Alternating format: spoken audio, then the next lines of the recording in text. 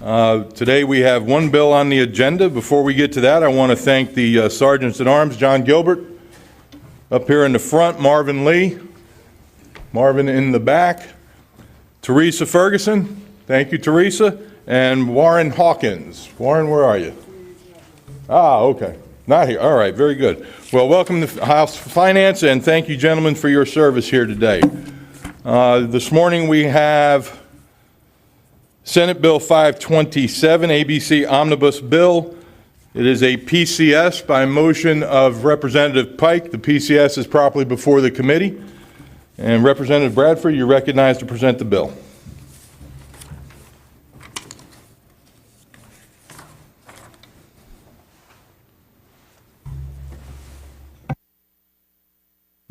Thank you, Mr. Chairman, members of the committee. We also have Senator Moffitt here. This is a Senate bill, so if he would like to speak, we most certainly can tag him in as needed. You do have the fiscal note before you. Of course, this is finance, so we're only going to cover the things in the bill that impact have financial components. You can look at the fiscal note, and you'll see that that there is a section in the bill which really talks about the excise tax revenue on the RTDs, which are called ready-to-drink mixed cocktails. That's Section 1. That policy change would, in fact, reduce our revenues over the next couple of years. But there are other provisions in the bill that actually raise revenues. The challenge is fiscal is not really able to project those things. I would fully expect over time that this would actually create a net positive revenue and not a reduction as the fiscal note would indicate. So just wanted to cover that right out of the gate. But anyway, just to go through the sections that address or that hit the items that have fees or financial impact. Of course, we just talked about Section 1 being the RTDs. This would basically just reduce the excise tax on RTDs so that restaurants and bars could actually sell those without that tax, which would make them more readily available at the restaurants themselves. Section 3 of the bill, this is a local option, which would be a 7-day sale. So if a particular municipality chose, or an ABC board chose the option to be open all 7 days, they could. This is one that naturally will generate more revenue for any stores that may partake on this particular option, which would drive revenue, which then would drive taxes. But again, fiscal research really is not able to determine the impact of this policy at this time. Section 5, this would allow the to-go and delivery sale of mixed beverages and wine. We had that during COVID and then it expired, but this would bring that back and would also allow for more than one beverage in the to-go scenario. Think of Uber, Eats, and DoorDash, things like that. Section 9, let's see, Section 9, make sure. Oh, this is for when the products simply aren't moving at the stores.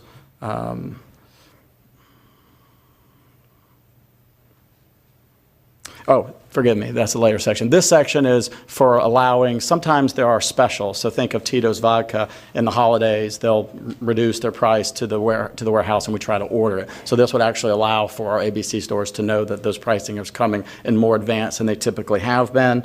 Section 10 would allow stores to be able to sell gift cards, electronic gift cards. So think of holiday gifts, birthday gifts, graduation gifts, and those gift cards could be used at the stores. Also, there are products under our current policy. If you think of a whiskey barrel today, those barrels are typically just, when they're finished, like as a display stand, they're set outside by the dumpsters, and then dumpster divers come and grab them and use them, turn them into tables and bar sinks, et cetera. This would actually give ABC stores the ability to actually sell these products. So they maybe could sell a barrel for a couple $100. Under our policy today, that's not possible. So obviously that would create some additional possible sales for the stores, and also specialty items. So if there's So like, for example, a cooler or like a small mini cooler or perhaps a bottle opener. So it just gives the ABCs the ability to sell things outside of liquor. Let's see, Section 12, rail lines. This just changes. This gives a little more eligibility of certain rail lines to be able to sell unfortified wine, fortified wine, and malt beverages on rail. So naturally, if more rails can sell beer and wine, then the possible impact to our state's revenue would go up. Section 13 would allow the holder of a spirituous liquor event to sell 2 mixed beverages to a customer. So sometimes even we have events here at the legislature and we'll go out and we can only buy 1 drink. So this would allow us to buy 2 drinks. So think of those special permits that happen when the hockey team is having something and they close down downtown. So now people could buy 2 drinks there. Let's see, Section 14. This is a lot of times when restaurants are being sold. There's some confusion amongst permit transfer, et cetera. So this would allow a safe harbor so that if typically renewals are being submitted and frankly, we don't have the staff to handle them in a timely manner. So this would create a safe harbor along with some late renewal fees, just in the spirit of making sure that people who are waiting in the queue for the renewals just don't get dropped and now they have to be shut down out of business. So that will generate some additional revenue, but of course there could be some additional compliance officers needed, so that may be a rev neutral item. Let's see, Section 16 would establish a malt beverage shop permit. This is very similar to the wine shop permit, but for those stores or those restaurants or retail locations that actually sell malt beverage only and not wine. It would create a permit specifically for those types of business, so it does establish a new permit. Number 17 is Section 17 would also establish 2 new permits. This would be for what I guess would characterize as co-tenancy. Sometimes you have places where they sell pizza sort of on one side. I think we call it the pizza provision. They have pizza they can sell on one side of the place, and they have the other side of the place, and you can't bring your food over here and vice versa. This would establish sort of a co-tenancy, so you could actually get your pizza or take your beer over to the pizza shop, et cetera. The other one would be around adult entertainment centers for BYOB. This would just establish a way for us to regulate the adult entertainment centers for BYOB that actually have to get a permit, and if they have to get a permit, then they get regulated in our system, which would be, I think, a good thing for adult entertainment facilities. Section 18, this is a mobile services bar permit. This would be for, think about weddings and bar mitzvahs and things like that, where typically you hire bartenders, but you got to run around and go get all the wine and beer. So this actually would establish a mobile bar permit for any enterprising businesses that actually want to do that for you. So again, it creates a new permit.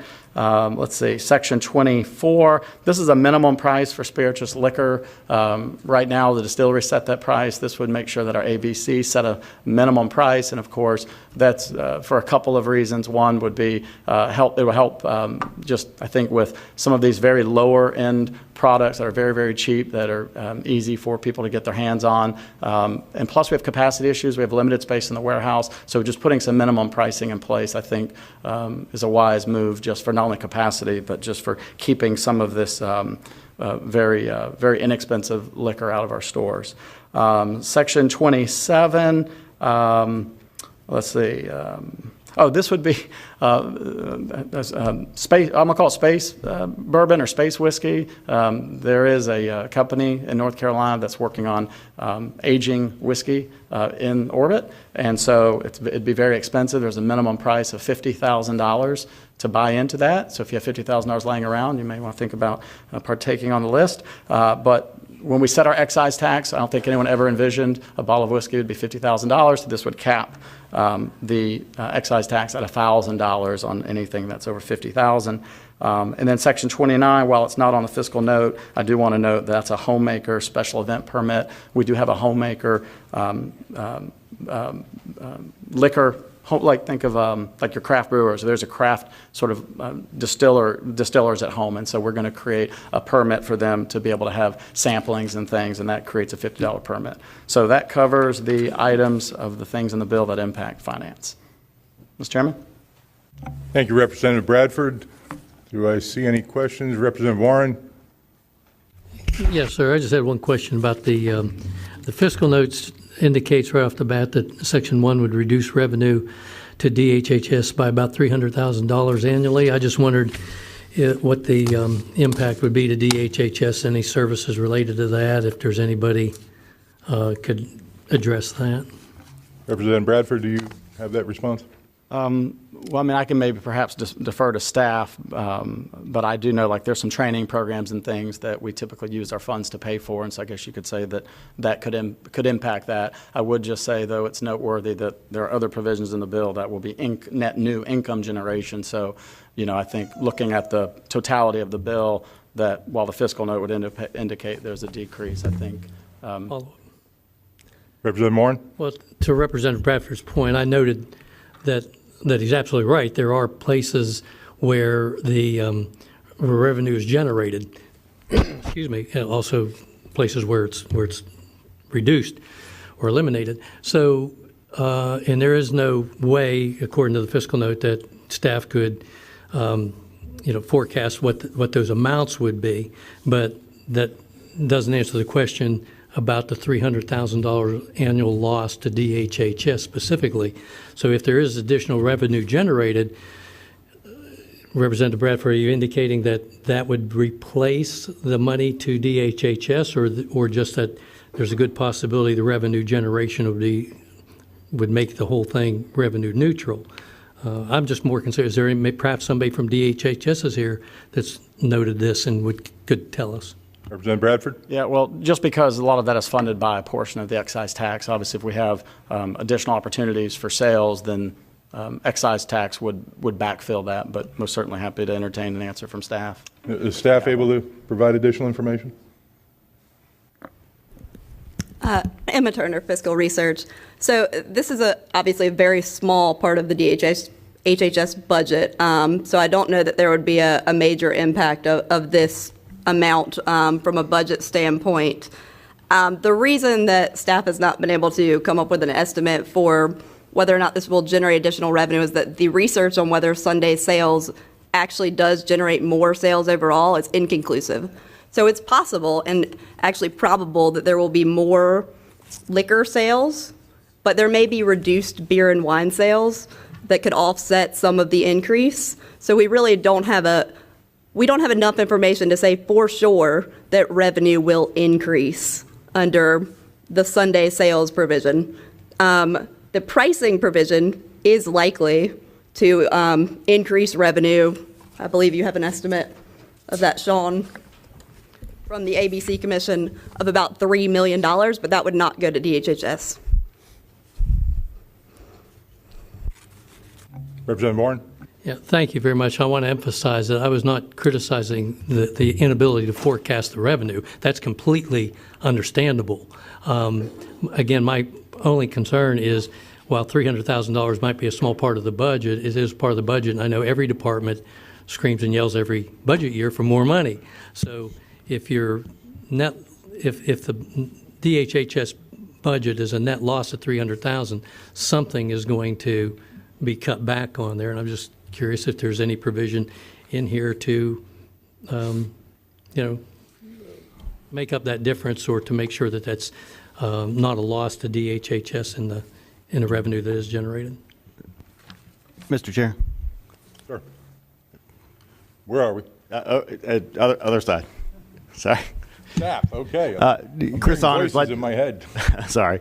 Chris Saunders, Legislative Analysis. Representative Warren, I did want to point out that the loss to DHHS is from the portion of the mixed beverage tax that goes to DHHS specifically for treatment of alcoholism or substance abuse, or for research or education on alcohol or substance abuse. So if there are additional revenues from the sale of mixed beverages or sale of spirituous liquor for mixed beverages somewhere else, potentially through the minimum price, some portion of those increased revenues from the mixed beverage tax would go to that same purpose.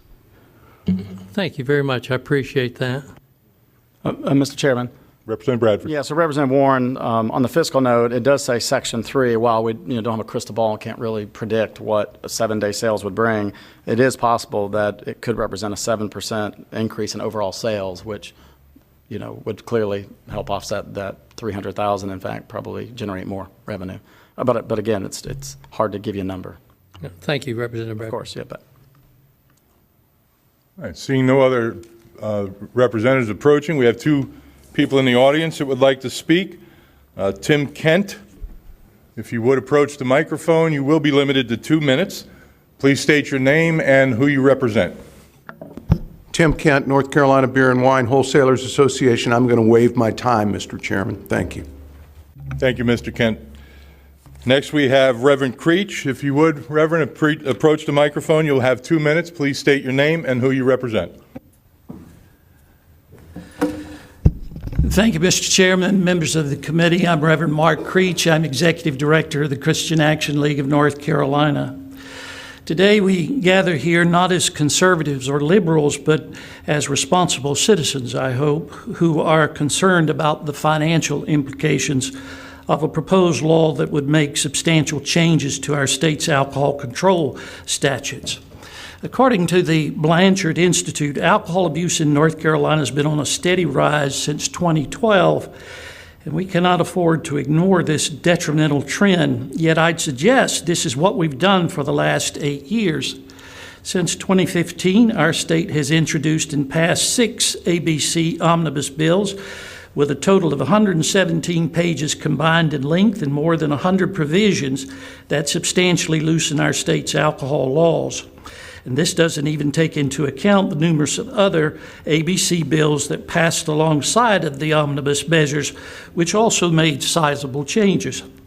The National Center for Drug Abuse Statistics tells us that excessive alcohol use leads to the loss of 115,831 years of potential life annually in this state. That's tremendous amount of lost worker productivity.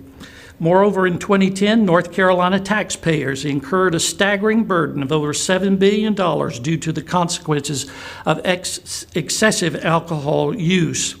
Adjusting for inflation, this figure amounts to more than $9 billion in today's economy. Astonishingly, that translates to $2.85 per drink in 2022. These numbers should not be brushed aside or taken lightly. We must reflect upon the profound financial implications of our continuing to loosen alcohol control laws. Our duty is to safeguard our state's economy, taxpayers' money, and the overall welfare of our fellow North Carolinians. This bill doesn't do that on several fronts. It will line the pockets of people in the alcohol business, but in the long run, their prosperity will be unjustly borne on the backs of our state's citizens. Thank you, Mr. Chairman. Thank you, Reverend. Any other questions? I see Patrick Ballantyne approaching. Yes, sir. May I speak for a minute, Representative? You have the floor, 2 minutes. State who you are and who you're with. Thank you, Mr. Chairman. My name is Patrick Ballantyne. I represent the Distillers Association of North Carolina. I've been representing them for about 10 years, and when I started, there were 5 distillers in North Carolina. And every year, the legislature, in its wisdom, has worked with us to get rid of some bureaucratic rules and regulations to help these small family businesses grow and prosper. And now there are 104 distillers in 45 counties all over North Carolina. And they're family businesses that hire employees and buy their products from farmers in North Carolina. And it's a great cottage industry. Representative Moffitt, now Senator Moffitt, was very instrumental in helping this industry grow. Representative Bradford has been working on this also. Representative Michael Ray, Representative Pickett, Senator Todd Johnson, Speaker of the House and Pro Tem have really pushed for this industry to grow.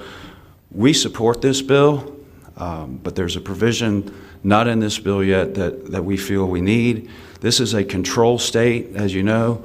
Everything gets funneled through the warehouse, and there's now a movement afoot to not allow North Carolina Distillers products in that warehouse because we're so small and we're not really revenue producing for the warehouse. And so it's understandable that if you got a capacity problem, you would cull out the lowest performing products, which would be us, because we're the smallest. We're 1.8% of the total sales in spirituous liquor in North Carolina. We're really small. So we have a very reasonable, narrow provision for the smallest distillers to be able to sell directly to their local ABC stores or the mixed beverage permittees in their area, and that would alleviate some of the space problem and also really help these distillers. Thank you. Thank you, Mr. Ballantyne. Any other questions, Representative Lowry? Thank you, Mr. Chairman. I would just like to point out my concern about the fiscal impact of this bill. I'm very concerned about the impact that's going to have on DHHS and for us to be able to provide services for those who need it in North Carolina. I know there's a renewed sense here in the House to make sure that we're protecting people from their own vices. So I do think that we do need to consider the impact this is going to have on us being able to provide services for people who, have substance abuse issues. And so I just want us to really consider the impact that it's going to have on us to be able to provide services to people in the state of North Carolina in all 100 counties. Thank you, Mr. Chairman. Thank you, Mr. Chairman. At the appropriate time, I'd like to make a motion. Thank you. Seeing none, this would appear to be the appropriate time, Representative Ray. I'd like to make a motion to move for a favorable report to the PCS, unfavorable to the original bill with a referral to rules. You've heard the motion. All in favor signify by saying aye.